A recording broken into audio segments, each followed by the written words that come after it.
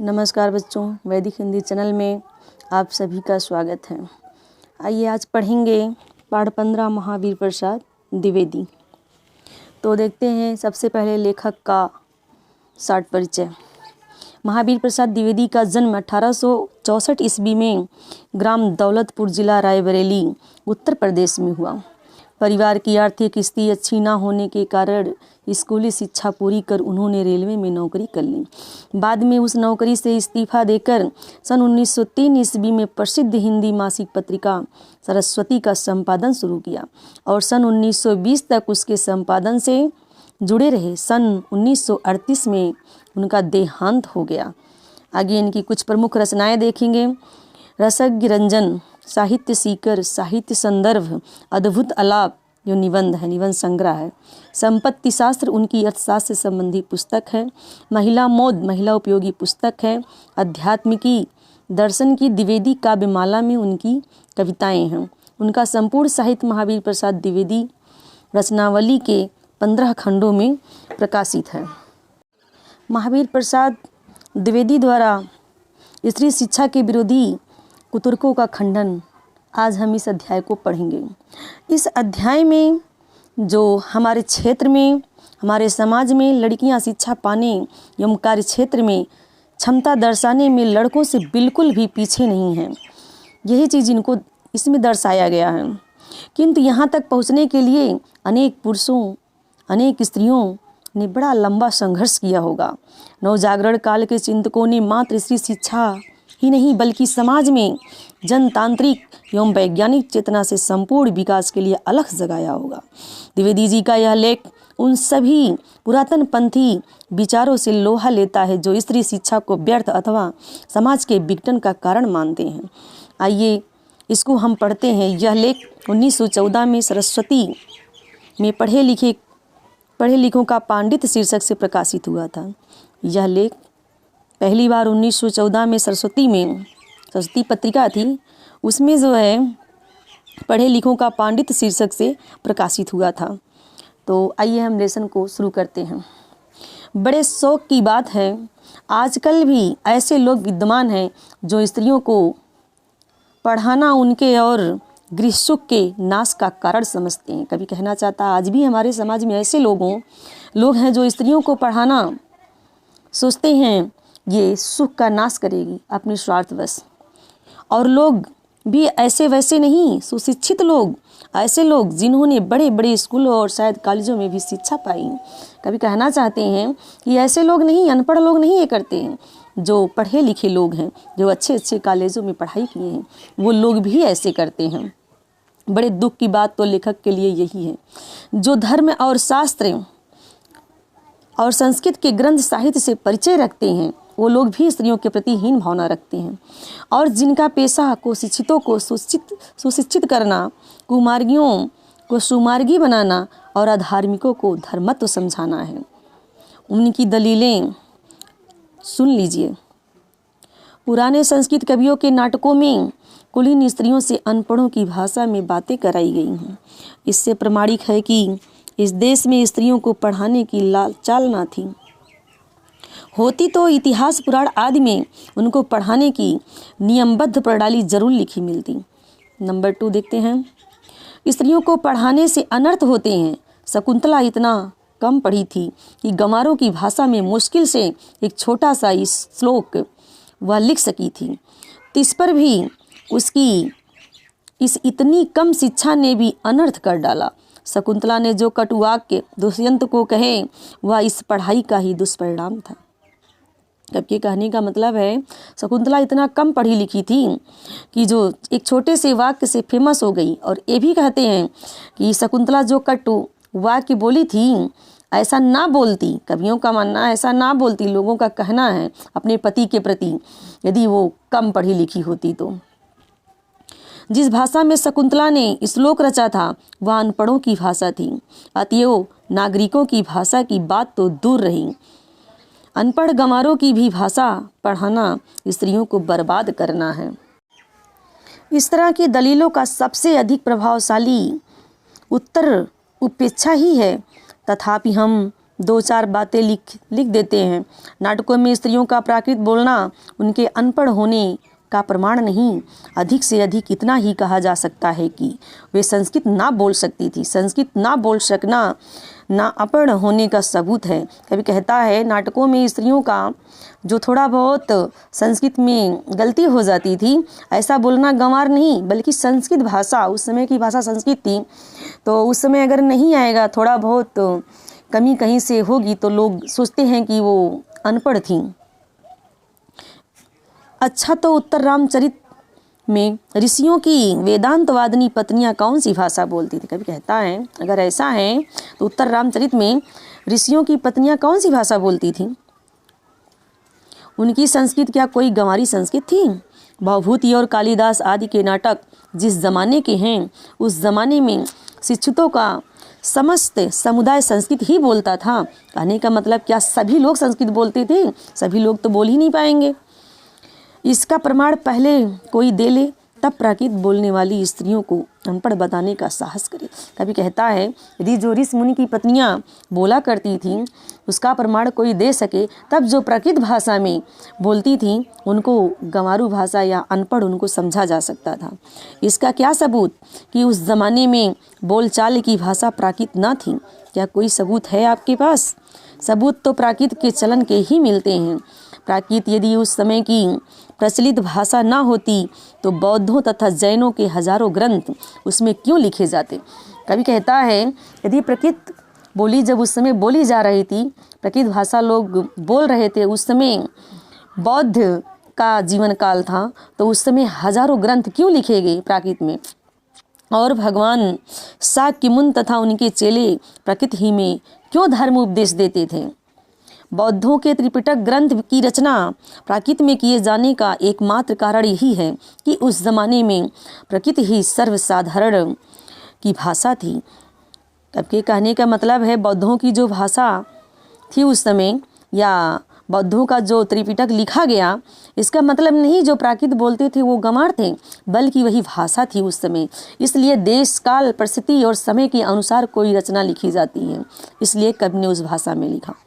अतएव प्राकृत बोलना और लिखना अनपढ़ और अशिक्षित होने का चिन्ह नहीं। जिन पंडितों ने गाथा सप्तशती, सेतुबंध महाकाव्य और कुमार पाल चरित आदि ग्रंथ प्राकृत में बनाए हैं, वे यदि अनपढ़ और गंवार थे तो हिंदी के प्रसिद्ध से भी प्रसिद्ध अखबार का संपादन इस जमाने में अनपढ़ और गंवार कहा जा सकता है, क्योंकि वह अपने ज़माने की प्रचलित भाषा में अखबार लिखता है। हिंदी, बांग्ला आदि भाषाएं आजकल की प्राकृत है।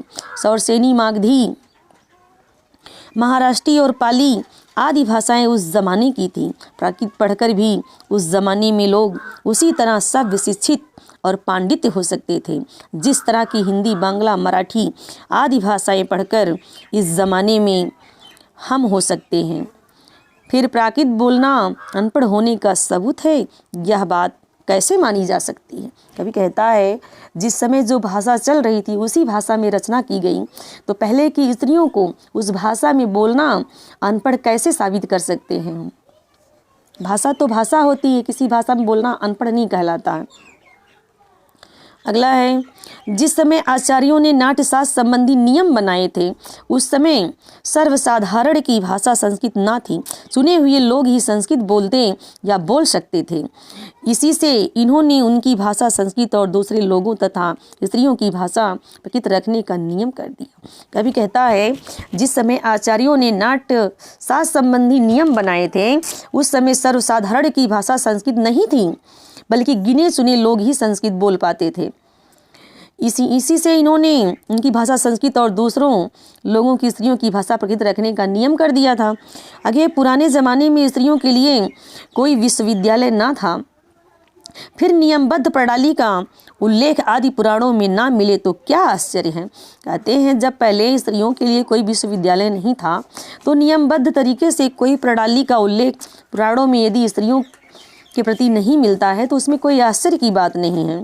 और उल्लेख उसका कहीं हो रहा हो पर नष्ट हो गया हो, ये भी तो हो सकता है। हो सकता है उसका उल्लेख कहीं रहा हो नारी का, परंतु नष्ट भी तो हो सकता है। पुराने ज़माने में विमान उड़ते थे, बताइए उनके बनाने की विद्या सिखाने वाला कोई शास्त्र? आप ही बताइए। पुराने ज़माने में विमान भी तो उड़ते थे, हवाई जहाज़ उड़ते थे ना, तो उनको सिखाने वाला कोई विद्या हो तो बताइए, आपको मालूम हो तो। ये कहीं पूछ रहा है उनसे। जहाज़ बनाने की नियमबद्ध प्रणाली के दर्शक ग्रंथ, पुराण आदि में विमानों और जहाज़ों द्वारा की गई यात्राओं के हवाले देखकर उनका अस्तित्व तो हम बड़े गर्व से कहते हैं, लेकिन स्त्रियों की शिक्षा के प्रमाण मांगते हैं, स्वीकार करते हैं। परंतु पुराने ग्रंथों में अनेक प्रगल्भ पंडितों के नामोल्लेख देखकर भी कुछ लोग भारत की तत्कालीन स्त्रियों को मूर्ख, अनपढ़ और गंवार बताते हैं। कभी कहता है उस समय जो विद्वान थे, पंडित हुआ करते थे, जिनका उल्लेख मिलता है, वो लोग जो है उस समय के भारत की स्त्रियों को अनपढ़, गंवार, मूर्ख समझते थे। इस तर्कशास्त्रज्ञता और इस न्यायशीलता की बलिहारी। कभी कहता है ऐसे तर्कशास्त्रियों की, ऐसे न्याय करने वालों की दुहाई हो। वेदों को प्रायः सभी हिंदू ईश्वरकृत मानते हैं। कहते हैं वेद को सभी हिंदू धर्म के लोग मानते हैं, ये ईश्वर द्वारा निर्मित है। सो ईश्वर तो वेद मंत्रों की रचना अथवा उनका दर्शन विश्वरा आदि स्त्रियों से करावे और हम उन्हें ककहरा पढ़ाना भी पाप समझे। कभी कहता है तो क्या हम उन्हें ककहरा पढ़ाएं तो क्या वो पाप है? शीला और बिज्जा आदि कौन थीं? वे स्त्री थीं या नहीं? बड़े बड़े पुरुष कवियों से आदृत हुई हैं या नहीं? सारंगधर पद्धति में उनकी कविता के नमूने हैं या नहीं? कभी पूछ रहा है। बौद्ध ग्रंथ पिटक के अंतर्गत थेरी गाथा में जिन सैकड़ों स्त्रियों की पद रचना उद्धृत है, वे क्या अनपढ़ थीं? कभी कह रहा त्रिपिटक वगैरह में जिनकी गाथा है, क्या वे अनपढ़ थीं? जिस भाषा में कुमारिकाओं को चित्र बनाने, नाचने, गाने, बजाने, फूल चुनने, हार गुथने, पैर मलने तक की कला सीखने की आज्ञा थी, उनको लिखने पढ़ने की आज्ञा ना थी। कौन विज्ञ, कौन विद्वान ऐसी बात मुख से निकालेगा? भला बताइए, कौन विद्वान ऐसी बात मुख से निकालेगा? और कोई निकाले भी तो मानेगा कौन? अगर कोई कहता भी है ऐसा तो मानने वाला कौन है? अत्र की पत्नी धर्म पर व्याख्यान देते समय घंटों पांडित्य प्रकट करे, गार्गी बड़े बड़े ब्रह्मवादियों को हरा दे, मंडन मिश्र की सहधर्मचारी शंकराचार्य के छक्के छुड़ा दे। गजब! इससे अधिक भयंकर बात और क्या हो सकेगी? यह सब पापी पढ़ने का अपराध है।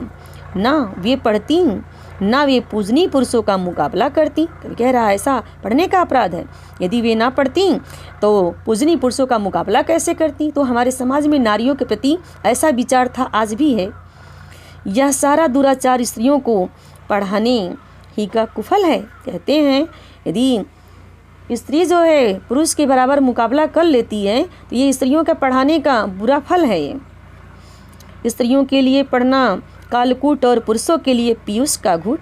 कभी कहता है यदि स्त्री पढ़ लेती है तो ये कालकूट है, काल माना जाता है, और पुरुष अगर पढ़ ले तो उसे अमृत समझा जाता है, अमृत का घूट समझा जाता है। ऐसी ही दलीलों और दृष्टांतों के आधार पर कुछ लोग स्त्रियों को अनपढ़ रखकर भारतवर्ष का गौरव बढ़ाना चाहते थे। कभी कहता है ऐसे ही दलील में कुछ लोग ऐसे भी हैं जो स्त्रियों को नीचा दिखाकर, स्त्रियों को अनपढ़ बताकर भारतवर्ष का गौरव बढ़ाना चाहते थे कि हमारा भारत तो महान है। मान लीजिए कि पुराने ज़माने में भारत की एक भी स्त्री पढ़ी लिखी ना थी, ना सही उस समय स्त्रियों को पढ़ाने की ज़रूरत ना समझी गई होगी। कहता हो सकता है पहले पढ़ी लिखी नहीं थी, लेकिन उसका कारण हो सकता है कि स्त्रियों को पढ़ाने की ज़रूरत नहीं होगी उन्हें।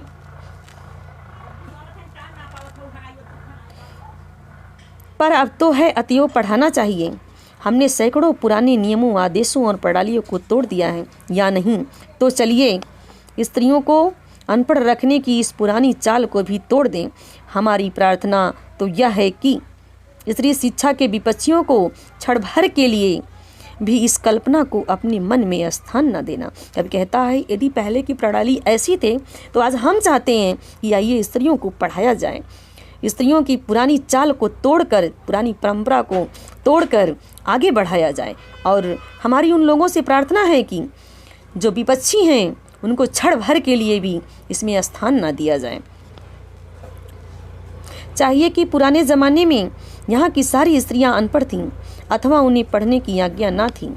जो लोग पुराणों में पढ़ी लिखी स्त्रियों के हवाले मांगते हैं, उन्हें श्रीमद् भागवत दसम स्कंद के उत्तरार्ध का 53वां अध्याय पढ़ना चाहिए। उसमें रुक्मिणी हरण की कथा है। रुक्मिणी ने जो एक लंबा चौड़ा पत्र एकांत में लिखकर एक ब्राह्मण के हाथ श्री कृष्ण को भेजा था, वह तो प्राकृत में ना थी। उसके प्रकृत में होने का उल्लेख भागवत में तो नहीं। उसमें रुक्मिणी ने जो पांडित्य दिखाया है वह उसके अनपढ़ और अल्पज्ञ होने अथवा गंवारपन का सूचक नहीं। कभी कहता है यदि पहले की स्त्रियां अनपढ़ थीं तो एक ब्राह्मण के हाथ से जब रुक्मिणी श्री कृष्ण को पत्र लिखकर भेजी थी, वह प्रकृत में नहीं था। उसके प्रकृत में ना होने का उल्लेख भागवत में तो नहीं है। इसका मतलब है पहले की स्त्रियां भी पढ़ती थीं। उसमें रुक्मिणी ने जो पांडित्य दिखाया था, जो विदुषी बन के दिखाई थी, जैसे इतना सुंदर भाव में लिखी थी, वह कह रहा है अल्पज्ञ होने का या अनपढ़ होने का, गंवारपन होने का सूचक नहीं था। वह पुराने ढंग से पक्के सनातन धर्मावलंबियों की दृष्टि में तो नाटकों की अपेक्षा भागवत का महत्व बहुत ही अधिक होना चाहिए। इस दशा में यदि उनमें से कोई कहे कि सभी प्राक्कालीन स्त्रियां अनपढ़ होती थीं तो उनकी बात पर विश्वास करने की जरूरत नहीं। भागवत की बात यदि पुराण कर या कवि की कल्पना मानी जाए तो नाटकों की बात उससे भी गई बीती समझी जानी चाहिए। कहती है यदि भागवत की बात कल्पना मानी जाए तो नाटकों की बात भी उससे भी बीती गई गरी गुजरी समझनी चाहिए। स्त्रियों का किया हुआ अनर्थ यदि पढ़ाने ही का परिणाम है तो पुरुषों का किया हुआ अनर्थ भी उनकी विद्या और शिक्षा का ही परिणाम समझना चाहिए।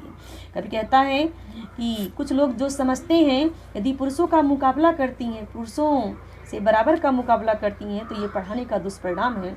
तो पुरुषों का भी पढ़ना ये समझना चाहिए कि ये जो अनर्थ कर रहे हैं वो उनकी विद्या और शिक्षा का परिणाम है।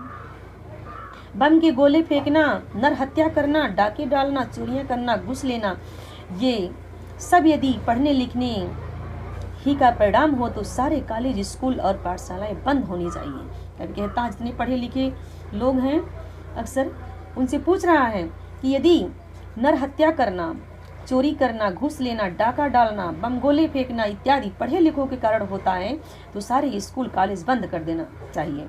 परंतु विक्षिप्तों, बातवेत्तों और ग्रस्तों के सिवा ऐसी दलीलें पेश करने वाले बहुत ही कम मिलेंगे।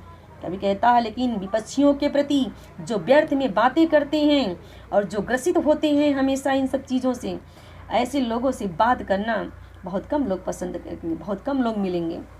शकुंतला ने दुष्यंत को कटुआ के कहकर कौन सी अस्वाभाविकता दिखाई है? क्या वह यह कहती कि यार पुत्र शाबाश? अगर वो गलती करते तो क्या वो कहती कि यार पुत्र शाबाश, बड़ा अच्छा काम किया जो मेरे साथ गांधर्व विवाह करके मुकर गए? तभी कहता है अगर कहती शाबाश मेरे साथ अन्याय आपने किया, अन्याय करके मुकर गए, गांधर्व विवाह कर लिए तो बहुत अच्छा होता। आगे है नीति, न्याय, सदाचार और धर्म की आप प्रत्यक्ष मूर्ति हैं, यही सब कहती तब शकुंतला को अच्छा बताया जाता। पत्नी पर घोर से घोर अत्याचार करके जो उससे ऐसी आशा रखते हैं वे मनुष्य स्वभाव का किंचित भी ज्ञान नहीं रखते। कहते हैं जो भी पुरुष पत्नी से घोर जो है निंदा करते हैं पत्नी की और उनके साथ दुराचार करते हैं, अत्याचार करते हैं, वो पुरुष कभी भी ज्ञानी नहीं हो सकते। सीता से अधिक साध्वी स्त्री नहीं सुनी गई। जिस कवि ने शकुंतला नाटक में अपमानित हुई शकुंतला से दुष्यंत के विषय में दुर्वाक्य कहाया है, उसी ने प्रत्यक्त होने पर भी सीता से रामचंद्र के विषय में क्या कहाया है, सुनिए। वाच्यस्तवया मद्वचनात् स राजा बहनो विशुद्धमति यस्सच्छम माँ लोकवाद श्रवणादहासी श्रुतस्य तत्किं सदृशं कुलस्य। लक्ष्मण जरा उस राजा से कह देना कि मैंने तो तुम्हारी आंख के सामने ही आग में कूदकर अपनी विशुद्धता साबित कर दी थी। इस पर भी मतलब उस पर भी लोगों के मुख से निकला मिथ्यावाद, सुनकर ही तुमने मुझे छोड़ दिया। माता सीता अपनी परीक्षा देने के लिए अग्नि परीक्षा दी थी, तब भी लोगों ने उन पर कुछ ना कुछ तंज कसा था, तब भी लोगों ने उनको कुछ ना कुछ कहा। यही सुनकर छोड़ दिए, मिथ्या बातों को, झूठी बातों को सुनकर। क्या यह बात तुम्हारे कुल के अनुरूप है? क्या यह बात तुम्हारे कुल के अनुरूप है, अथवा क्या यह तुम्हारी विद्वता या महत्ता को शोभा देने वाली है? सीता का यह संदेश कटु नहीं तो क्या मीठा है? जिस शकुंतला को बुरा बताया जा रहा है, वही ऋषि मुनि जो सीता को सम्मान देते हैं, तो उनकी बात क्या यह मीठा है? राजा मात्र कहकर उनके पास अपना संदेशा भेजा। यह उक्ति न किसी गंवार स्त्री की, किंतु महाब्रह्म ज्ञानी राजा जनक की लड़की और मंदवादि महर्षियों के धर्मशास्त्रों का ज्ञान रखने वाली रानी की थी। नृपस्य वर्णाश्रम पालनम यत सायेव धर्मो मनुना प्रणीता। अर्थ, सीता की धर्मशास्त्रज्ञता, यह प्रमाण वही आगे चलकर कुछ ही दूर पर कवि ने दिया है। सीता परित्याग के कारण वाल्मीकि के समान शांत, नीतिज्ञ और क्षमाशील तपस्वी तक ने अस्त्येव मृत्यु भरता गृजे में कहकर रामचंद्र पर क्रोध प्रकट किया है।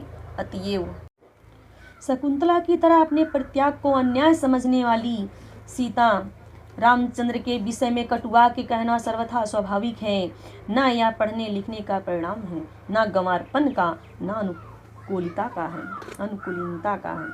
पढ़ने लिखने में स्वयं कोई बात ऐसी नहीं जिससे अनर्थ हो सके। अनर्थ का बीज उसमें हरगिज नहीं। अनर्थ पुरुषों से भी हो सकते हैं। कहते हैं कि जो पढ़ने लिखने की बात होती है, अनर्थ की बीज स्त्रियों में नहीं बल्कि पुरुषों में होती है। अनपढ़ों और पढ़े लिखे दोनों से अनर्थ, दुराचार और पापाचार के कारण और ही होते हैं, और वे व्यक्ति विशेष का चाल चलन देखकर जाने भी जा सकते हैं। अतएव स्त्रियों को अवश्य पढ़ाना चाहिए। जो लोग यह कहते हैं कि पुराने जमाने में यहाँ स्त्रियां ना पढ़ती थी अथवा उन्हें पढ़ने की मुमानियत थी, वे या तो इतिहास से अनभिज्ञता नहीं रखते या जानबूझकर लोगों को धोखा देते हैं। ये कहने का मतलब, जो लोग कहते हैं पुराने ज़माने में स्त्रियाँ पढ़ी लिखी नहीं थी, वो या तो इतिहास से परिचित नहीं थे या तो लोगों को धोखा देते हैं। समाज की दृष्टि में ऐसे लोग दंडनीय हैं, क्योंकि स्त्रियों को निरक्षर रखने का उपदेश देना समाज का अपकार और अपराध करना है। समाज की उन्नति में बाधा डालना। शिक्षा बहुत व्यापक शब्द है, इसमें सीखने योग्य अनेक विषयों का समावेश हो सकता है। पढ़ना लिखना भी उसी के अंतर्गत है। इस देश की वर्तमान शिक्षा प्रणाली अच्छी नहीं। इस कारण यदि कोई स्त्रियों को पढ़ाना अनर्थकारी समझे तो उसे उस प्रणाली का संशोधन करना या कराना चाहिए। खुद पढ़ने लिखने को दोष ना देना चाहिए। लड़कों ही को शिक्षा प्रणाली कौन सी अच्छी है, प्रणाली बुरी होने के कारण या किसी ने यह राय दी है कि सारे स्कूल और कॉलेज बंद कर दिए जाएं? आप खुशी से लड़कियों और स्त्रियों की शिक्षा की प्रणाली का संशोधन कीजिए। उन्हें क्या पढ़ाना चाहिए, कितना पढ़ाना चाहिए, किस तरह की शिक्षा देना चाहिए और कहाँ पर देना चाहिए, घर में या स्कूल में, इन सब बातों पर बहस कीजिए, विचार कीजिए। जी में आवे सो कीजिए, पर परमेश्वर के लिए यह ना कहिए कि स्वयं पढ़ने लिखने में कोई दोष है। वह अनर्थकर है, वह अभिमान का उत्पादक है, वह गृह सुख का नाश करने वाला है। ऐसा कहना 16 आने मिथ्या है। कभी कहता है यदि आपके मन में ये विचार है कि स्त्रियों को पढ़ाना मिथ्या है, झूठा है, विनाशकारी है, तो ऐसा आप झूठा सोचते हैं। ऐसा करके आप नारियों के प्रति अन्याय करेंगे। धन्यवाद। मिलते हैं किसी और वीडियो के साथ। तब तक के लिए आपका दिन शुभ हो, रात को मंगलमय हो। जय हिंद, जय हिंद।